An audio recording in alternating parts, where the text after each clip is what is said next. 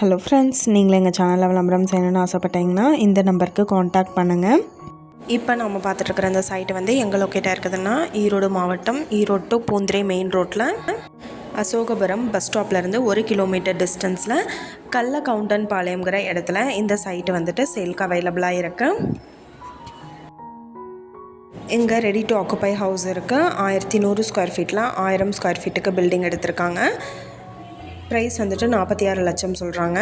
இது மட்டும் இல்லாமல் கிழக்கு மற்றும் வடக்கு பார்த்த சைட்டும் வந்துட்டு இவங்கள்ட்ட சேல்க்காக இருக்குது. வீடும் வந்துட்டு கட்டித்தராங்க.